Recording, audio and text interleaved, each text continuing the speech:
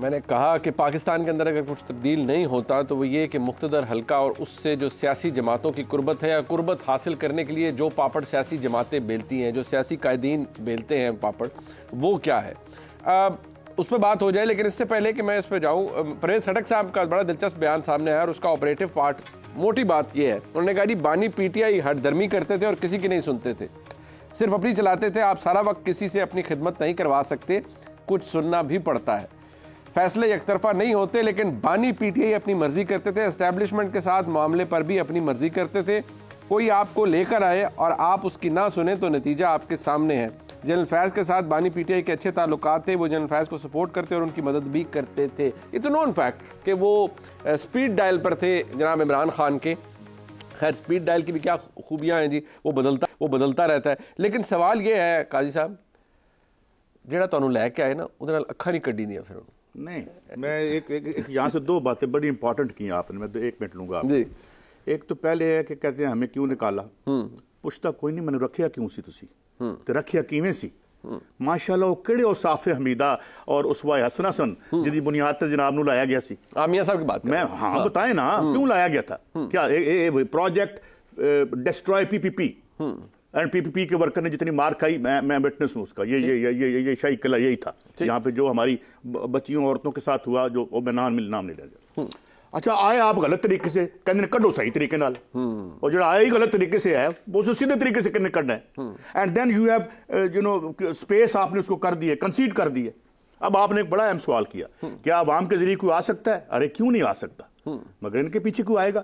1970 کے الیکشن میں تھوڑی دیر کے لیے بھول جائیں جو مجیب کے ساتھ پاکستان کی اس وقت کے اسٹیبلشمنٹ نے کیا, مگر بھٹو آیا تھا, اس نے بڑی بڑی اپائنٹمنٹس کی تھیں, 2 بندے بھیج کے کر لی تھی اس نے. کیوں کہ گلیوں میں انقلاب تھا, جیسے ہم اب گالیاں دیتے ہیں اور آؤٹ آف فیشن کہتے ہیں نا عوام کی سیاست, جیسے اب گالی بنا کے رکھ دیا آپ نے سوشلزم کو اور اس چیز کو.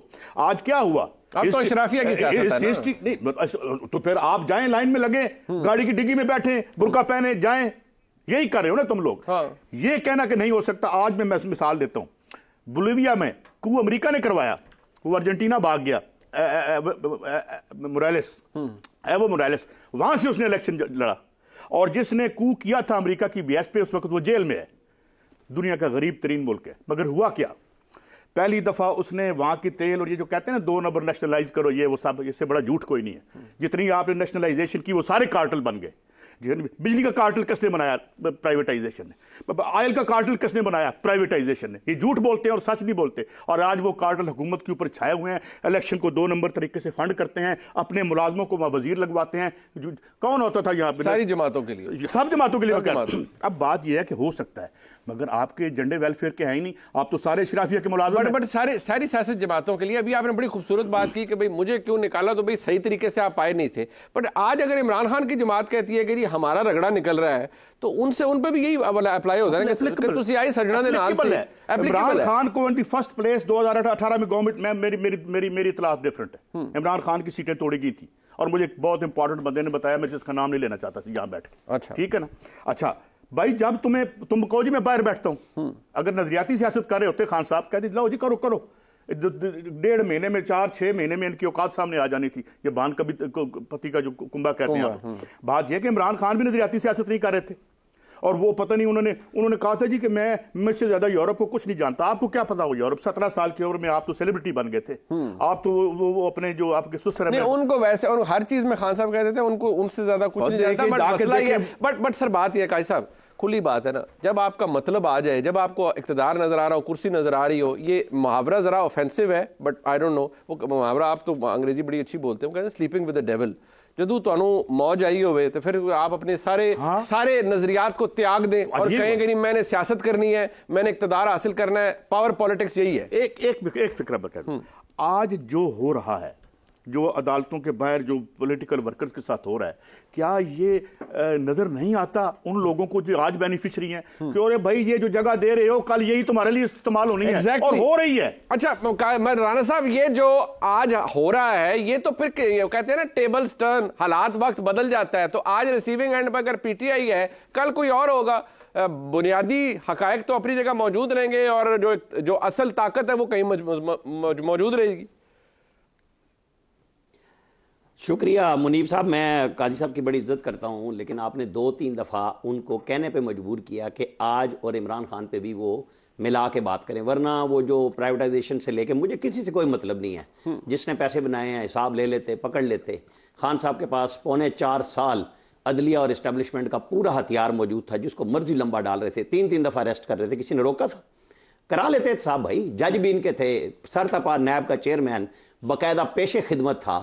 جس کو مرضی پکڑوا لو. محکمہ زراعت جنوبی پنجاب میں 2018 کے الیکشن سے پہلے آباد ہوا تھا، کوئی نہیں بولتا اس کے اوپر. سب کو آج یاد آتا ہے. بھائی بات یہ ہے کہ پھر آپ کہانیاں سوشلزم کی نہ کریں نا، پھر برابری کی بات کریں. آپ کو پوری فیسلٹیز دی گئیں، آپ نہیں اویل کر سکے. مجھے بتائیں، جس نواز شریف کو سب متون کرتے ہیں، اس نے کیا آپ کے 4.25 سال والے نے کیا کام کیا؟ کوئی کام تو مجھے بتائیں کہ اس نے گراؤنڈ پہ یہ کام کیا. کوئی گننے والا ہوگا، کوئی بتانے والا ہوگا ہمیں.